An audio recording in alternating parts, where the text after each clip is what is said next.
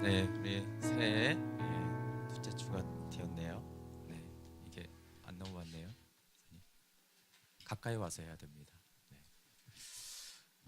네, 네, 찬양과 경배식으로 저희가 이렇게 예배를 하는데요. 다음에 좀 더 나눌 기회가 있겠지만 그 찬양과 경배식으로 하는 이유 중에 하나가 뭐냐면 하나님께 응답하는 예배를 하라고 그러는 것입니다.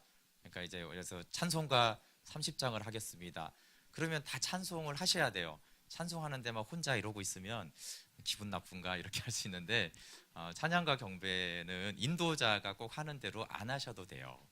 그래서 찬양할 때 기도하고 싶으시면 기도하셔도 되고 각자가 하나님께 고백하면 되거든요. 물론 인도자가 특별히 우리 다 같이 좀 박수 치면서 하겠습니다.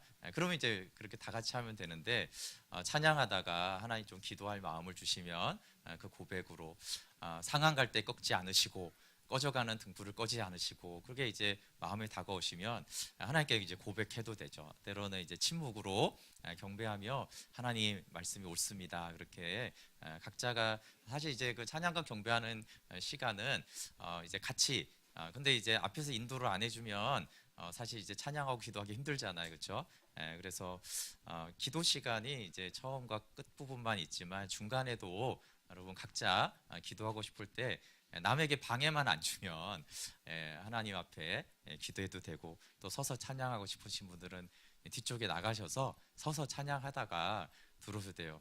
원래 서서 해도 되는데 뒷사람이 안 보이니까 가사가 이제 남에게 피해만 안 주면은 각자 이렇게 하나님 앞에 정직한 영과 마음으로 반응하시면 됩니다. 네, 오늘은 하나님께 위임받은 섬김이로 섬김이 헌신 예배로 말씀을 좀 전하려고 합니다. 여러분 우리가 신앙생활에 있어서 부름 받았는가 선택하는가 하는 것이 아주 우리의 신앙생활에 큰 영향을 미칩니다. 이게 이제 신학의 아주 큰 두 테마이기도 한데요. 그런데 이제 이 선택도 굉장히 중요한 요소이지만 우리의 신앙의 무게 중심이 부름 받았는가에 있어야지 건강하게 되어져요. 만약에 내가 믿어서 구원을 받았다 이렇게 되어지면 구원이 사실은 굉장히 불안한 것입니다. 왜냐하면 내가 잘 믿었나 이런 의심이 들면 내가 믿어서 구원받았으면 내가 믿음이 사라진 것처럼 할 그때 내가 구원받았는지를 어떻게 알겠어요? 그때 내가 잠깐 이렇게 감정적으로 믿었다고 착각을 했나 보다. 그러면 이제 하나님과의 관계와 구원이 이제 다 사라지는 것이죠. 또 하나의 오류가 있는데 나의 교만이에요. 역시 나는 예수님을 잘 믿었지. 내가 잘 믿었지. 이것이 이제 자기의 공로가 되어집니다. 하나님이 나를 불러 구원하셨다라고 했을 때는 주님이 나를 부르셔서 구원하셨으니까 겸손하면서도 구원의 확신 안에서 신앙생활을 할 수가 있어요. 근데 그런 구원의 문제만이 아니라 우리의 인생에서 있는 모든 일들도 그렇게 볼 수 있어요. 이게 하나님이 하신 일인가 아니면 내가 선택한 것인가에 따라서 사실 우리의 반응과 결과가 굉장히 달라지는데요. 부모와 자녀와의 관계에서 이렇게 자녀를 하나님이 주셨다라고 하는 것과 내가 낳았다라는 것은 이 양육의 태도에 있어서 굉장히 다른 결과를 가져옵니다. 하나님이 주신 자녀라면 하나님의 뜻대로 양육해서 하나님의 뜻대로 세워져서 하나님의 나라를 위해서 쓰이는 자녀가 되는 것이고 내가 낳았으면 내가 책임져서 나한테 잘하는 자녀를 키워야 된다라고 그렇게 되는 것이죠. 부부도 마찬가지입니다. 하나님이 만나게 하셨다와 나의 선택으로 만났다가 다르죠. 그래서 주례에서 아주 중요한 것 중에 하나가 하나님이 만나게 했다는 거예요. 니네 둘이 분명히 선택해서 눈이 맞아서 이렇게 교제하다가 결혼하지만 하나님이 만나게 하셨다라는 그 믿음이 너무 중요한 것이에요. 여러분 나의 선택으로 만났으면 둘 중 하나가 돼요. 하나는 역시 내가 잘 선택했어. 또 하나는 정말 후회돼. 이렇게 되거든요. 근데 하나님이 만나게 하셨다라는 그 믿음이 관계를 굉장히 새롭게 합니다. 교회와 셀도 마찬가지인 것이에요. 이게 하나님이 오게 하시고 만나게 하신 것인가 내가 선택한 것인가. 늘 내가 선택했으면 항상 사람들은 내가 너무 잘했지라 너무 후회돼. 이렇게 둘 중에 하나로 가는 것이에요. 근데 하나님이 하셨다라고 했을 때 하나님의 뜻은 무엇이고 하나님 안에서 어떤 관계와 교회 생활과 신앙 생활을 해야 되는지가 거기서 이제 하나님의 뜻이 나오게 돼 있어요. 교회만이 아니라 일터와 학교도 마찬가지죠. 하나님이 보내셨는가? 내가 선택했는가? 여러분, 하나님이 보내셨다라고 했을 때 하나님이 우리 삶에 개입할 수 있는 그 여지와 믿음을 우리가 열어놓게 되어집니다. 이 대표적인 사람이 있죠. 하나님이 나를 부르셨기 때문에 나는 하나님의 뜻을 이루는 통로가 된다고 한 사람이 요셉의 믿음이에요. 함께 우리 창세기 45장 8절 같이 읽어볼게요. 시작. 그런즉 나를 이리로 보낸 이는 당신들이 아니요 하나님이시라. 하나님이 나를 바로에게 아버지로 삼으시고 그 온 집의 주로 삼으시며 애굽 온 땅의 통치자로 삼으셨나이다. 아멘. 요셉이 이게 형들이 한 일이고 내 선택이라고 생각을 했으면 요셉이 정말 불행한 사람이죠. 근데 이 속에 하나님이 하셨다라는 거예요. 형들을 통해서 하나님이 하신 것이죠. 바로를 통해서 자기를 총리로 세운 것이에요. 때로는 보디발을 통해서 내가 감옥에 간 것이에요. 이렇게 이제 하나님이 하셨고 하나님이 부르셨다고 했을 때 너무 그렇게 부정적으로 원망하지도 않고 너무 자고하고 높아지지도 않습니다. 여러분, 나를 이 교회로 보내시니가 또 나를 섬김이로 세운 이시가 누구 때문인가? 목사님이 하라고 해서 그렇지. 그때 누가 자꾸 하라고 그래서 내가 한 거야. 그럴 것인가? 하나님이 나를 부르셔서 내가 섬기는 것인가가 봉사활동에 결정적인 차이를 만들어 냅니다. 근데 부름받은 자의 복이 있습니다. 우리 로마서 8장 28절 한번 같이 읽어볼게요. 시작. 우리가 알거니와 하나님을 사랑하는 자 곧 그의 뜻대로 부르심을 입은 자들에게는 모든 것이 합력하여 선을 이루느니라. 여기 하나님을 사랑하는 자도 있지만요, 그의 뜻대로 부르심을 입은 자예요. 그의 뜻대로 부르심을 입은 자에게 모든 것이 합력하여 선을 이룬다. 이게 다 노랗게 나오네요.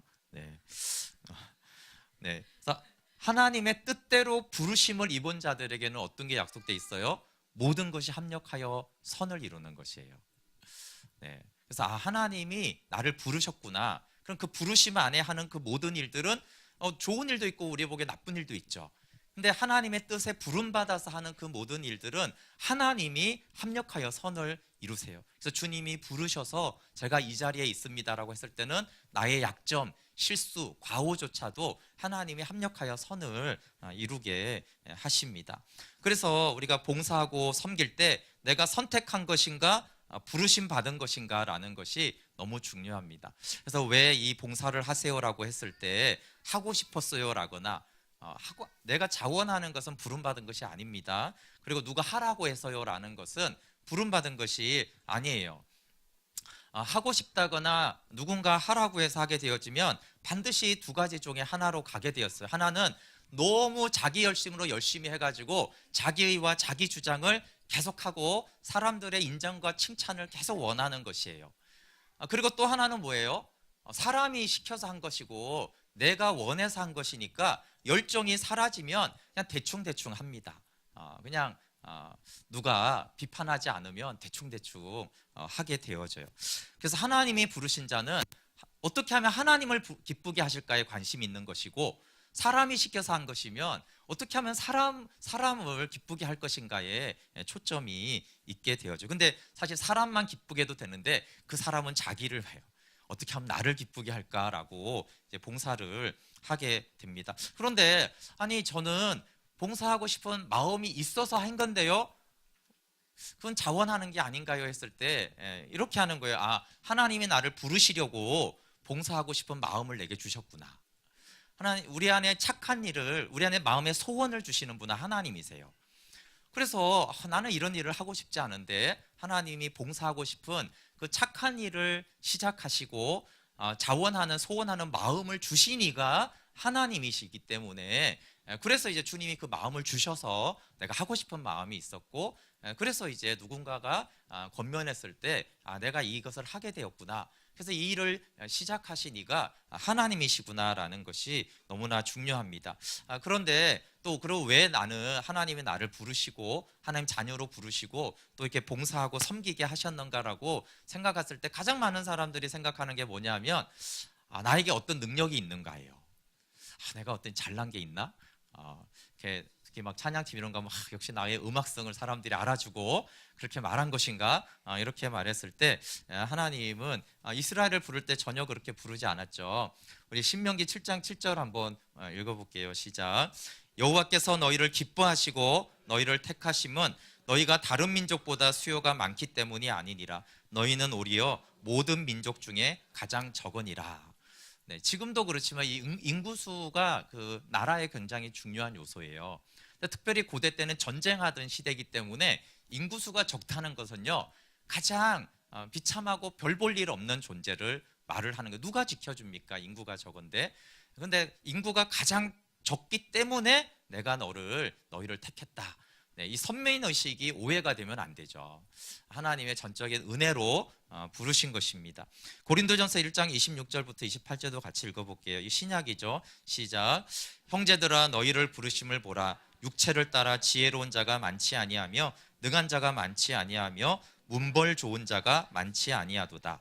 그러나 하나님께서 세상에 미련한 것들을 택하사 지혜 있는 자들을 부끄럽게 하려 하시고 세상에 약한 것들을 택하사 강한 것들을 부끄럽게 하려 하시며 하나님께서 세상에 천한 것들과 멸시받는 것들과 없는 것들을 택하사 있는 것들을 폐하려 하시나니. 아멘.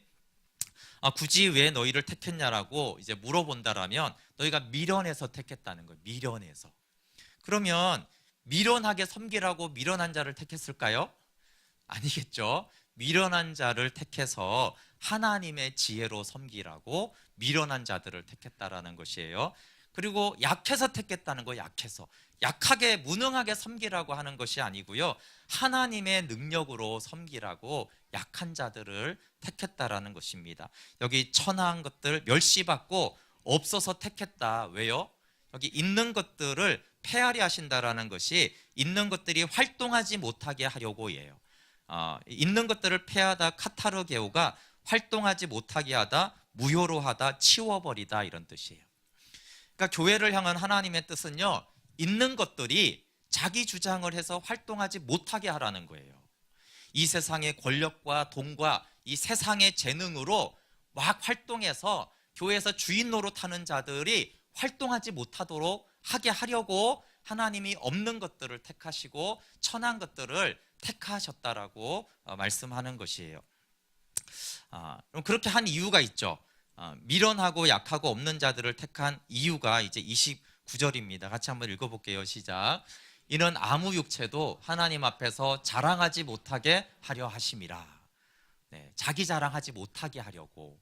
있는 것들은 뭘 해요? 봉사 열심히 하고 자기를 자랑한다는 것이에요. 근데 약하고 미련하고 천하고 없는 자들은 어떻게 돼요? 이것이 놀랍게 이랬을 때 하나님만 자랑하게 하려고 하나님이 그렇게 미련하고 약하고 없는 사람들을 택하여 세웠다라는 것입니다. 네, 그래서 내가 섬김위로 택함 받은 것은 내가 미련하고 약하고 천하고 없어서 내가 택함을 받았구나. 그래서 하나님이 영광 받으시기를 원하시는구나. 하나님이 하셨다라는 그 고백을 하나님과 사람들에게 나타나기를 원하시는구나. 그것이 우리를 부르신 뜻입니다. 레위기 8장에는 부름받은 이 섬김이 제사장들의 위임식이 나옵니다. 위임이라는 것은 어떤 일을 다른 사람에게 맡기는 거죠. 내가 당신의 일을 위임합니다. 이렇게 위임장도 이렇게 우리가 써주잖아요. 근데 이제 위임식은 하나님이 하나님의 일을 우리에게 맡기는 것이고 우리는 그 위임을 아멘하고 받아들이는 것이 위임식입니다. 그래서 위임은 어떤 뜻이냐면 하나님의 일을 하나님의 방법대로 하겠다라는 것이 위임이에요. 여러분, 하나님의 일을 하는 사람들은 위임받은 일을 하는 것이에요. 하나님의 일을 하나님 나에게 맡겨서 위임받은 그 일을 하는 거예요. 근데 어떤 사람이 위임장을 써줘서 어떤 일을 맡겼잖아요. 그 위임 받은 일을 해야지 위임 받지 않은 일을 하면 안 되는 거예요. 그러면 이게 사기가 되는 것이죠.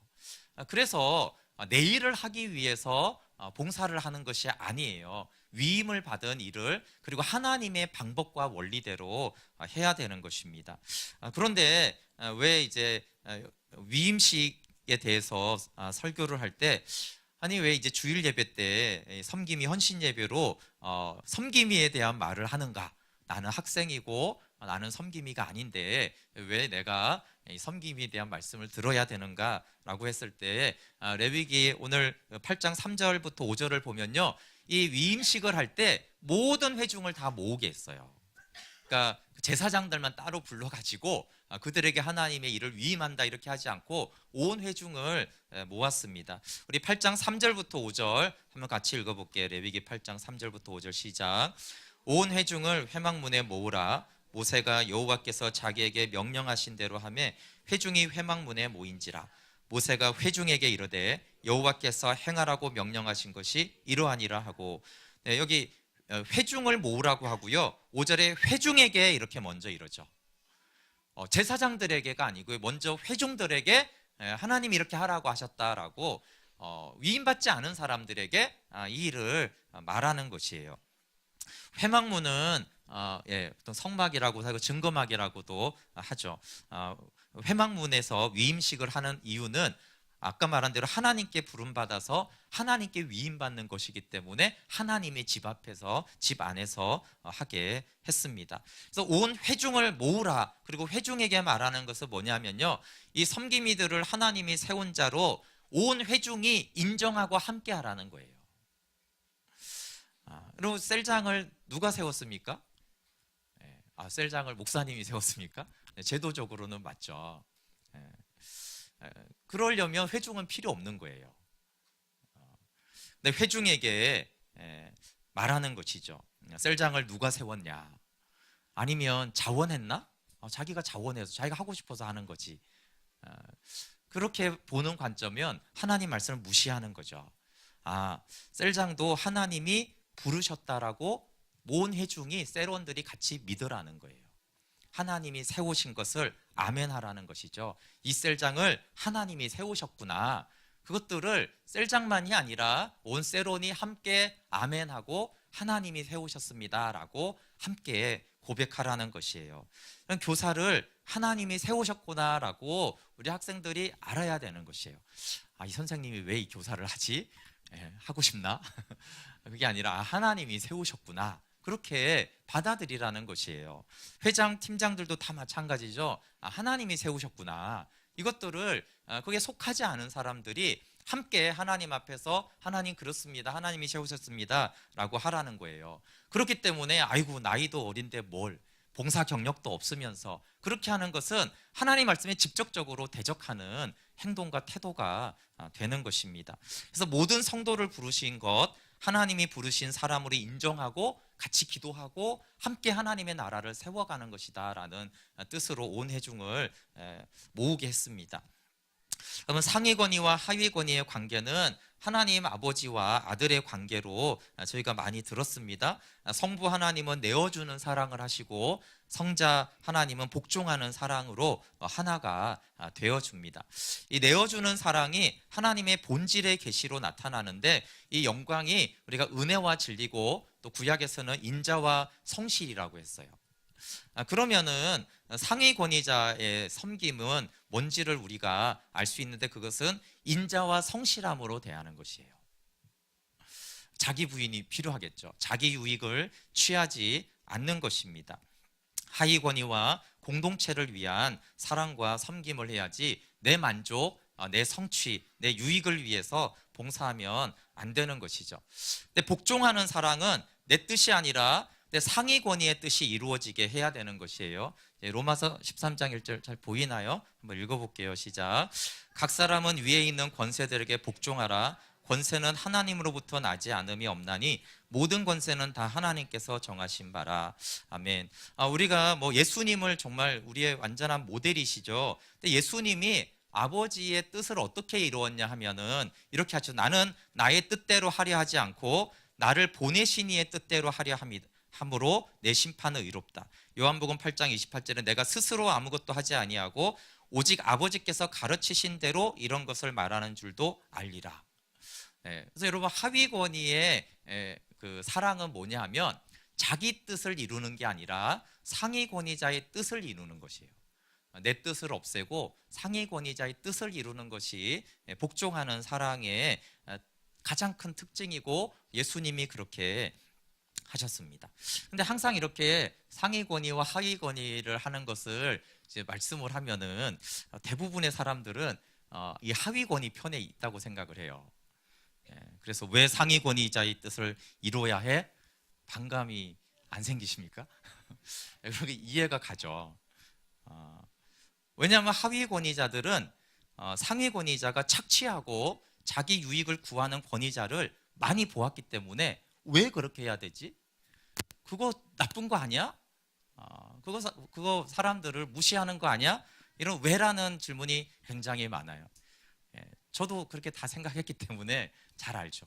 근데 여러분이 좀 대부분이 생각하지 못하는 게 하나가 있어요. 그게 뭐냐면요, 하위 권위자가 상위 권위자의 어떤 악한 모습을 많이 봤을까요? 상위 권위자가 하위 권위자의 악한 모습을 많이 봤을까요? 여기 저희 교회 목사는 한 명이고 성도는 한 100여 명 되잖아요. 확률적으로 어떻게 되겠어요? 여러분은 저 악한 목사 이렇게 해봐야 한 명을 보지만 저는 퍼센트가 100명이에요. 제가 알게 된 건 뭐냐면 상위 권위자는 대들고 고역하는 하위 권위자를 더 많이 봅니다. 그래서 제가 살아오면서도 나쁜 상위 권위자를 많이 봤죠. 근데 더 악한 하위 권위자를 제가 훨씬 더 많이 봤습니다. 구조 자체가 그럴 수밖에 없기 때문에. 상위 권위자가 더 훌륭해서 그런 게 아니고요, 확률이 그렇다고요, 확률이. 그러면 무슨 말이냐면요, 하위 권위자에게 그럼 복종합시다 그러면 듣기 싫으시죠? 상위 권위자에게 내어주세요 그러면 상위 권위자가 굉장히 기분 나쁩니다. 왜요? 얼마나 이용하고 배신하는 사람들이 많은데 왜 내줘요? 왜? 상위 권위 자기 거 지켜야지, 힘을 지켜야지. 그 이제 세상 정치는 그래서 그렇게 하는 거예요. 그래서 다 세상은 상위 권위자 이용하고 하위 권위자는 반항하고 거역하고, 그게 이제 기본적인 정치의 100%는 아니어도 그게 이제 기본적인 구조가 되는 것이에요. 그럼 중요한 것은 우리의 경험이 아니에요. 우리는 다 상처가 있어요. 불완전한 사람들을 많이 봤기 때문에 그래요. 근데 중심이 하나님의 말씀이 돼야 돼요. 내가 그러지 못할지라도 하나님은 내어주는 사랑을 하라고 했고 복종하는 사랑을 하라고 했으니 하나님 그 말씀에 순종하기를 원합니다. 그리고 그 뜻대로 이루어지기를 원합니다. 내가 안 될지라도 성경대로 하나님 말씀대로 되기를 원합니다. 그래야지 우리 안에 있는 어떤 경험과 상처를 가지고 투영하는 것은 옳지 않아요. 하나님 그걸 인정하시죠. 그래, 그런 많은 어려움이 있어서 순종하기 힘든 거 안다. 내어주기 힘든 거 안다. 그렇지만 네가 내 말씀에 나는 복종하기를 원한다. 그래서 그게 안 되면 하나님, 제가 말씀대로 하기를 원하는데 그럴 힘이 없습니다. 주님, 제 마음을 만져주셔서 내어주는 사랑과 복종하는 사랑을 하게 해주시고 그런 교회가 되게 해주십시오. 그렇게 우리가 기도하면서 해야 됩니다. 근데 사실은 이제 우리는 성부 성자와의 관계와 좀 다른 면이 있습니다. 그래서 에베소서 5장 21절에 시작할 때 이렇게 말하죠. 그리스도를 경외함으로 피차 복종하라. 남편과 아내들을 말하기 전에 사실 피차 복종을 말해요. 왜냐하면 사람들은 다 죄인이고 다 연약하기 때문에 온전한 상위 권위자도 온전한 하위 권위자도 없어요. 사실은 동일한 사람들이죠. 그래서 제가 목사긴 하지만 목회자가 성도를 막 괴롭히고 목회자한테 대들면 저주받는다 이런 말을 너무 싫어해요. 그러면 성도를 저주하는 그 목사는 또 하나님이 어떻게 하시겠어요? 근데 또 여러분, 그러면 하나님이 대들고 거역하는 사람을 안 다루실까요? 교만하면 하나님이 다루시죠. 저주하는 자는 더 다루시겠죠. 그러니까 동일하다는 것이에요. 대드는 하위권이잖아. 착취하고 저주하는 상위권이잖아. 다 하나님이 동일하게 다루세요. 목회자나 성도나 하나님 앞에 동일합니다. 누가 더 뭐 저주받고 누가 더 심판받고 그런 건 없어요. 다만 하나님은 모든 교만한 자를 대적하셔서 심판하십니다. 그게 목사 따로 성도 따로 그렇게 하진 않아요. 다만 오히려 성경에는 상위 권위자를 더 심하게 다루시는 것이 사실이에요. 하위 권위자보다. 정말 하나님이 그냥 우리가 다 동일하기 때문에, 다만 하나님은 모든 공동체, 가족이든 직장이든 교회든 공동체가 된 곳에는 이 상위 권위와 하위 권위가 아름답게 사랑으로 하나가 돼야 되는 것들을 말씀하셨어요. 네, 오늘은 제가 초점이 아니고 우리 섬김이들이 초점이에요. 여러분, 셀장님들에게 복종으로 사랑하는 것에 대해서, 또 셀장님들이 내어줌으로 사랑하는 것에 대해서, 교사들이 내어주는 사랑을 하는 것에 대해서, 학생들이 선생님에게 복종하는 사랑을 하는 것에 대해서 각자들 생각들이 있지만, 하나님 그 모든 것들을 우리가 리셋하고 하나님의 말씀으로 돌아가서 하기를 원합니다 라고 우리가 오늘 고백하는 그런 시간이 되면 좋겠습니다. 이 위임식의 특징이 있습니다. 제가 로마서 레위기 8장을 볼 때마다 아주 신기한 것이 전부 수동태인 거예요. 위임식을 받는 사람들은. 위임식의 첫 번째가 데려다가 씻기는 것입니다. 우리 8장 6절 한번 같이 읽어볼게요. 8장 6절 시작.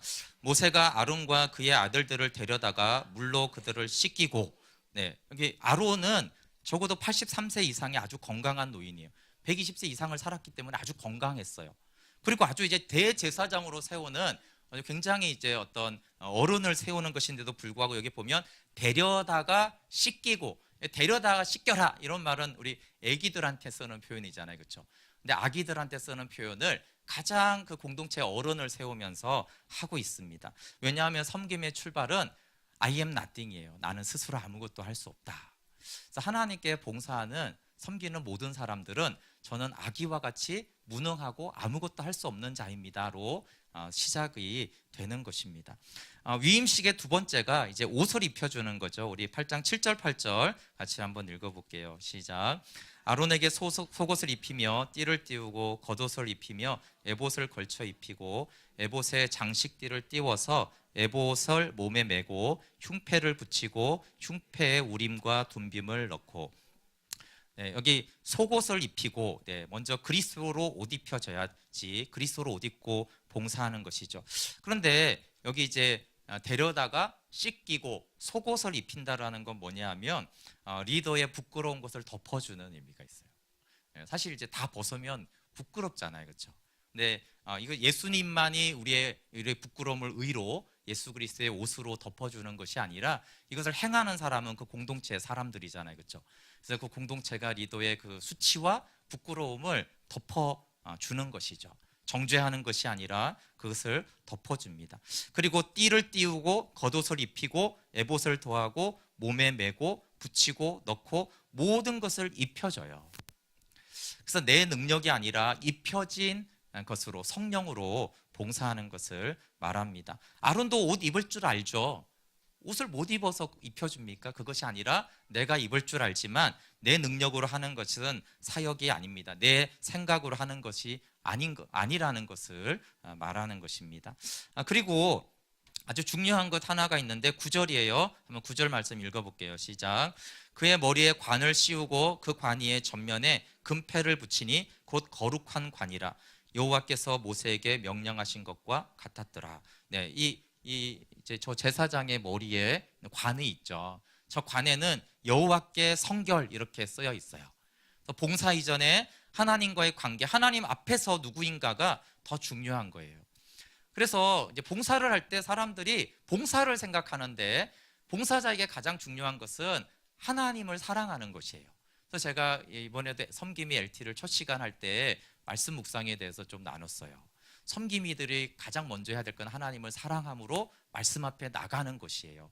여호와께 성결이 중요한 것이죠. 근데 이제 두 번째가 있어요. 두 번째는 공동체가 이 관을 씌워줬다라는 거예요. 거룩에 대한 우리가 혼돈이 많이 있는데 진정한 거룩은 공동체적이어야 돼요. 홀로 거룩하신 분들이 있어요. 옆에 사람들 다 싫어하는데 홀로 자기가 거룩하다고 믿고 있어요. 사람들은 다 싫어하고 상처받고 있는데 그런 건 거룩이 아니에요. 거룩은 하나님 앞에서 거룩하지만 공동체가 저분이 하나님의 사람이구나, 하나님 앞에 거룩한 분이구나, 공동체가 인정해주는 제사장이 돼야 되는 거죠. 그래서 거룩은 영적이지만 관계적입니다, 여러분. 거룩하다고 하는 사람이 관계에서 나타나지 않은 그 거룩은 가짜예요. 공동체를 무시한 거룩은 가짜입니다. 근데 섬김의 가장 큰 유익은 하나님을 알게 되는 것이에요.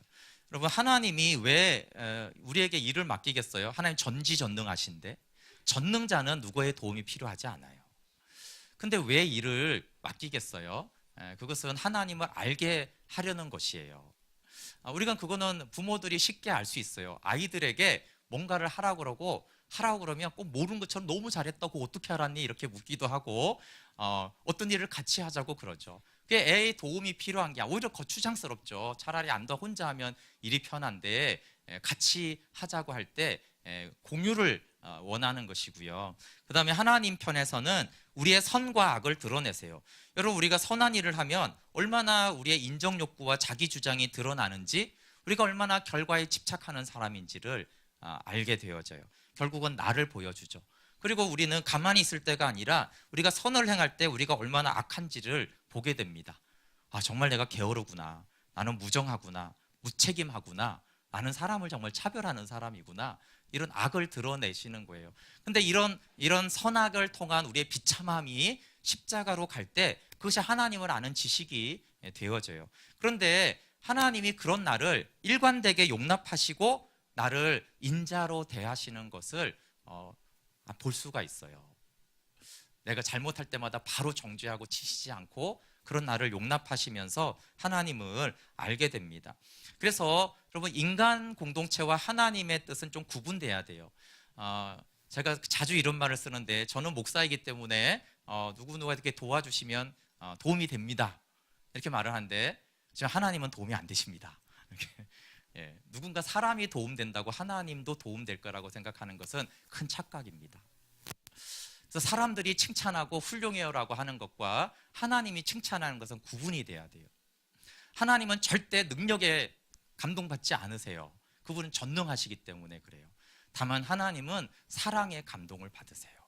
그리고 하나님을 알아갈 때 감동을 받으세요. 그래서 하나님께 부름받은 사람이 하나님 앞에 어떻게 봉사하는지는 사람의 평가하고 너무 다르다는 것을 반드시 기억해야 됩니다.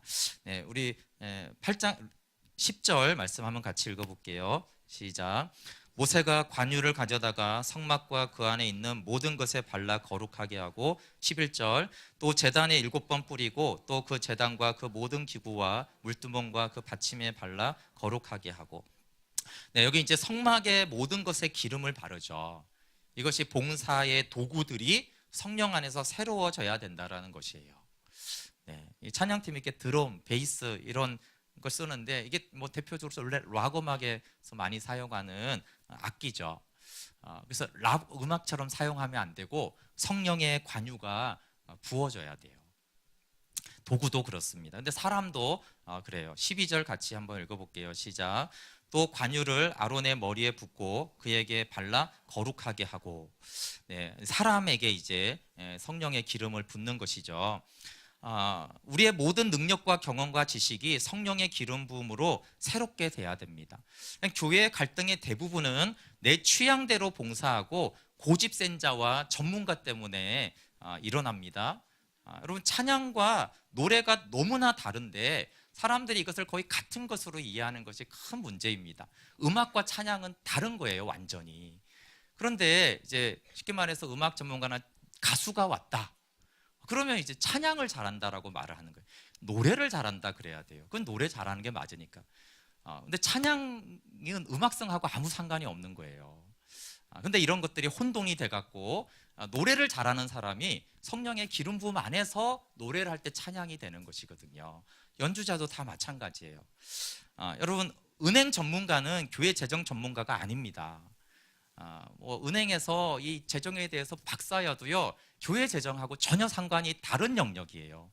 도구는 같잖아요, 그렇죠?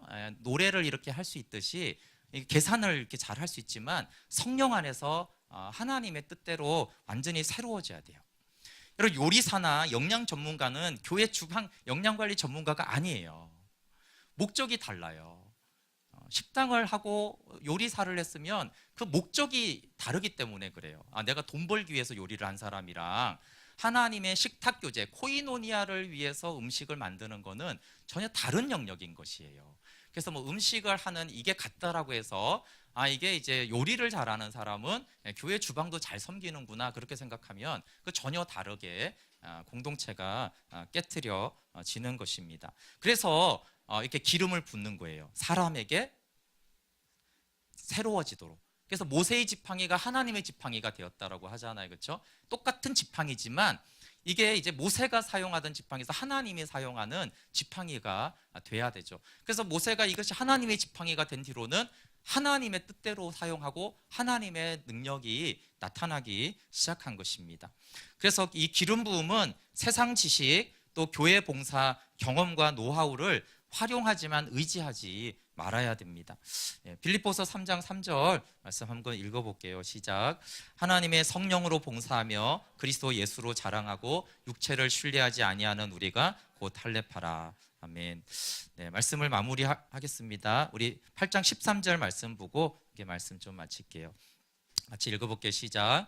모세가 또 아론의 아들들을 데려다가 그들에게 속옷을 입히고 띠를 띄우며 관을 씌웠으니 여호와께서 모세에게 명령하신 것과 같았더라. 아멘. 13절의 말씀은 뭐냐면요, 대제사장과 제사장의 위임식이 동일하다는 거예요. 여기 이제 제사장들이, 여기 한 명만 대제사장이고 흰옷 입은 사람들은 제사장들이에요. 근데 우리는 이런 고정관념이 있어요. 대제사장과 제사장을 하나님도 다르게 보지 않을까? 이 세상 구조에서는 다릅니다, 역할이. 대제사장의 역할이 굉장히 커요. 그래서 목사와 집사의 차이가 있지 않을까? 또 목사와 셀장은 차이가 있지 않을까? 이 저희 교회 구조에서는 차이가 있어요. 근데 하나님이 이 위임식을 할 때 어떻게 하냐면요, 100% 동일하게 해요. 그러니까 하나님 앞에서는 어떻다고요? 다 똑같다고요. 다 똑같아요. 그래서 부름받은 원리나 봉사하는 원리나 하나님께 영광이 되는 원리가 목사 다르고 성도 다르고 그러지 않아요. 이 구조 안에서는, 사람들 안에서는 아무래도 비중이 다르고 역할이 다르고 그렇지만 하나님이 여기서 말하는 거는 아론이나 그 아들들이나 하나님 똑같이 위임식을 동일한 방식으로 행합니다. 그래서 셀장, 팀장 이게 다 직분은 달라도 섬김으로 부름받은 마음과 태도는 다 동일해야 하는 것입니다. 네, 제사장 사역은 십자가의 길을 가는 것이죠.